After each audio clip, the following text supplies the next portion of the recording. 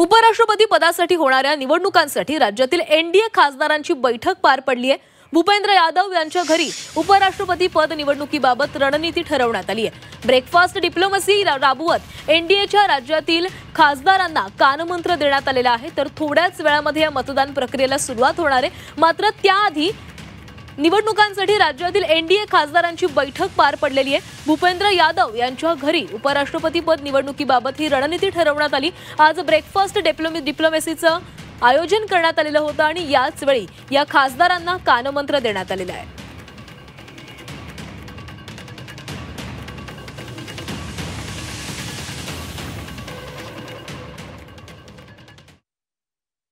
उपराष्ट्रपतींचे election होत आहे आणि या इलेक्शनमध्ये लोकसभा राज्यसभाचे जे मेंबर आहेत ते वोटिंग करणार आहेत आणि आमचे आदरणीय राधाकृष्णनजी हे महाराष्ट्राचे गव्हर्नर होते आणि त्यांना उपराष्ट्रपती पदावर उमेदवारी मिळालेली आहे आणि ते अत्यंत चांगल्या मताने निवडून येतील। पहिल्या राऊंडलाच ते निवडून येतील।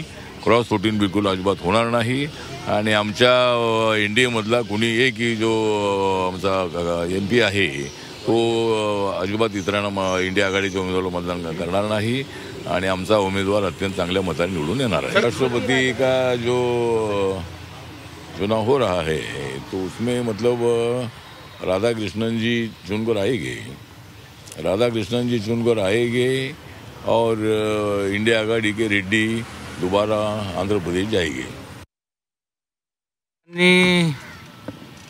दिलेले वचन ह्या घोषणाच राहिल्या, पण मोदीजींच्या नेतृत्वाखाली जर आपण पाहिलं तर दिलेला शब्द, दिलेले वचन हे सर्व पूर्णत्वास त्यांनी नेले। केवळ त्या पक्षात आहे म्हणून मी असं बोलत नाही, पण ही खऱ्या अर्थाने वस्तुस्थिती आहे। विरोधी पक्षांचं सांगणं आहे विचारांची लढाई आहे, संख्याची नाही आहे। नाही, बरोबर आहे, विचाराचीच लढाई आहे। लोकांच्या सेवेचा विचार करणाऱ्यांच्या बाजूनी निकाल लागणार आहे। म्हणजे BJP आणि भारतीय जनता पक्ष आणि त्यांचे सर्व मित्र पक्ष जे आहेत त्यांच्या बाजूनी निकाल लागणार। 100% जिंकून येणार आहेत आणि आम्हाला पूर्ण विश्वास आहे की आमच्या अलायन्सचे लोक आहेत त्याच्या व्यतिरिक्त सुद्धा मतदान त्यांना पडेल, हा विश्वास आम्हाला सगळ्यांना आहे। उपराष्ट्रपती पद म्हणजे CP राधाकृष्णन उपराष्ट्रपती हेच बनतील का? 100% बनणार, याच्यामध्ये कुठलंही दुमत नाही, कारण पूर्णपणे सपोर्टली त्यांच्याबरोबर आम्ही सगळेजण उभे आहोत। क्रॉस वोटिंगची शक्यता अजिबात होणार नाही, उलट बाकी मतं सुद्धा आमच्या बाजूने वळतील, हा आम्हाला विश्वास आहे।